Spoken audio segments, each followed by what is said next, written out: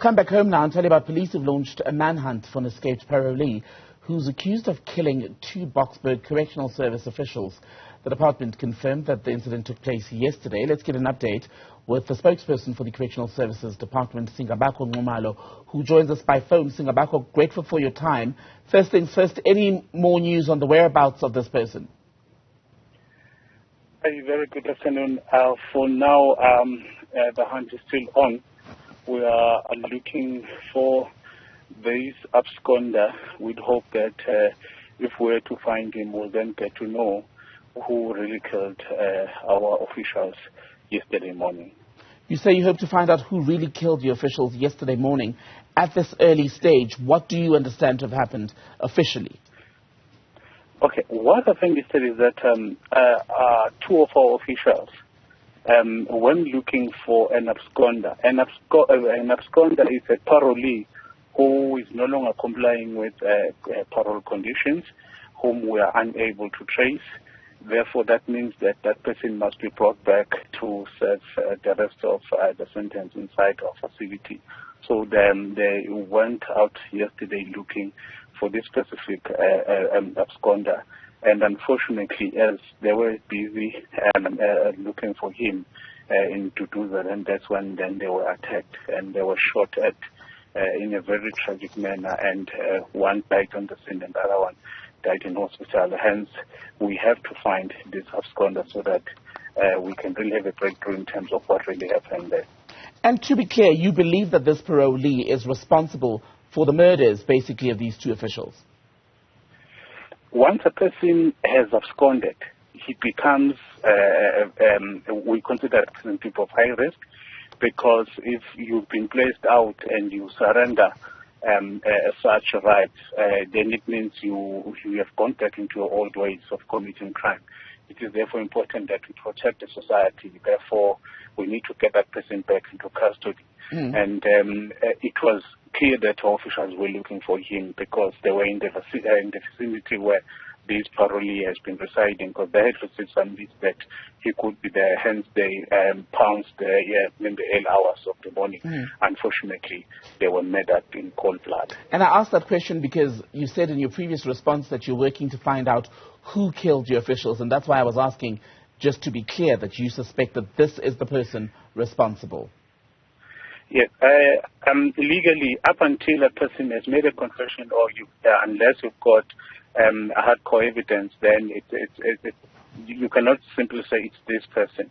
So you need to be sure, you need to have evidence to back it up, so that even in court of law, it's something that you can use to say this is the person based on this evidence who killed her. A violent crime. How long had he been or gone undetected by officials and prompted this visit yesterday morning? What we can say for now is that it's someone that we consider people of high risk. We are not comfortable with disclosing much details because this may propel him to even go further, because we do believe that we are not too far from getting him back. We're working very closely with the SAPS, but it's important that we find this person, and we're also using other leads. What usually happens is that our monitoring officials will have a number of parolees that they monitor in a particular area, and they'll also know each other, in terms of, say, there's another parolee that's the next street or the other location. So if we give too much detail in terms of that, this person may use that even to evade any form of arrest. Do you think he's a danger to the rest of us? Once a person has absconded, that person is a danger to society. And I know you said you want to limit, shall we say, the amount of information that you're giving out. Are you able to tell us what he was arrested for and the grounds on which he was granted parole? Okay. The grounds in which people are placed on parole is that they have to serve the minimum required time, technically half the sentence. Then they have to, the parole board will go through their correctional sentence plan vis-a-vis the programs that they have attended. They also go through the assessment reports by our specialist.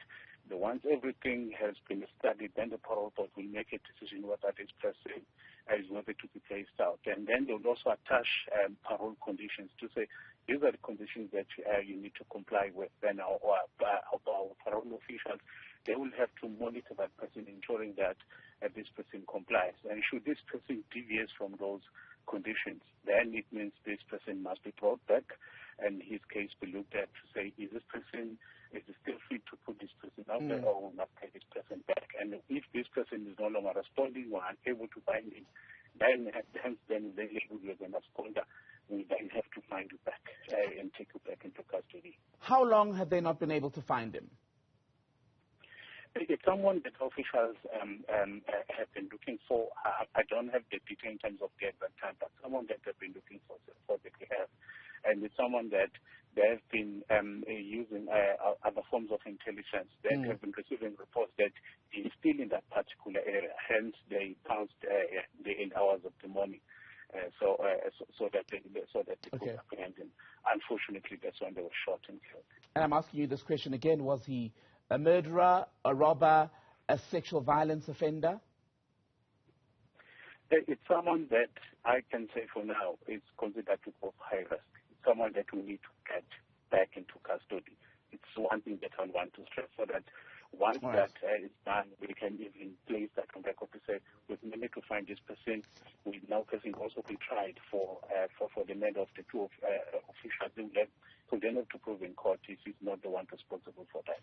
Singabakho Nxumalo, thank you for speaking to us, Correctional Services Spokesperson.